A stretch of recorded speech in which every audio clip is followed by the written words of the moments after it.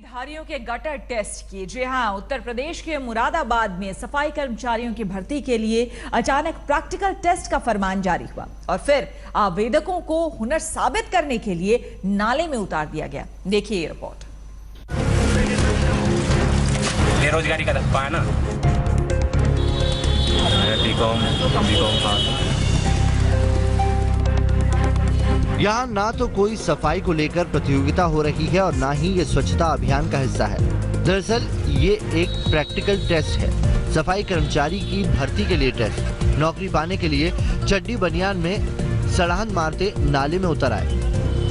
UP के मुरादाबाद में नगर निगम सफाई कर्मचारियों की भर्ती चल रही है। इसके लिए 1082 पद निकाले गए हैं और आप जानकर हैरान रह जाएंगे कि इन पदों के लिए करीब 60,000 लोगों ने अर्जी डाली है। इनमें से तो कई MA पास हैं, तो कई BA और B.Ed कर चुके हैं। मैं नौकरी के लिए क्लास करी, लेकिन एक काम यही बचा था, मजबूरी कुछ नहीं हो पा रहा है। वैसे तो कोई काम हो नहीं सकता मुझे।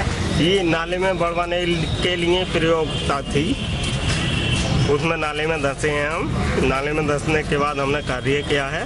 कार्य करने के बाद सफाई की। सफाई करने के बाद हमसे बोला आपका इंटरव्यू होगा। नगर निगम की तरफ से जो आवेदन दिए गए थे नगर निगम सफाई भर्ती कर्मचारी को संविदा कर्मचारियों के लिए, वो हमने आवेदन भर्ती करा है।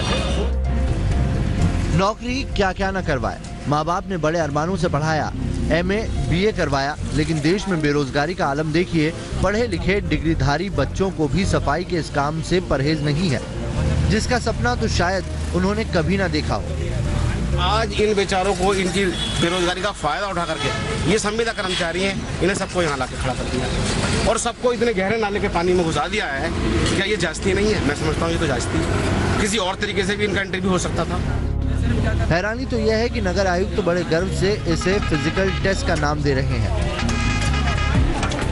ये सफाई कर्मियों की भर्ती की प्रक्रिया शुरू हो गई है कल से, और इसमें फिजिकल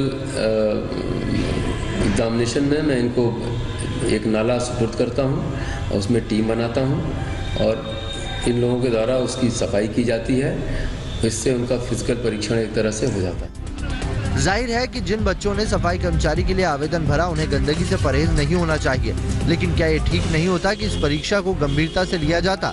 प्रैक्टिकल टेस्ट ही लेना था तो सफाई किट भी मुहैया कराई जानी चाहिए थी। आखिर गंदे नाले में बिना सिक्योरिटी किट का बच्चों को उतारना कहाँ तक जायज है? शरद मलिक, मुरादाबाद, आज तक।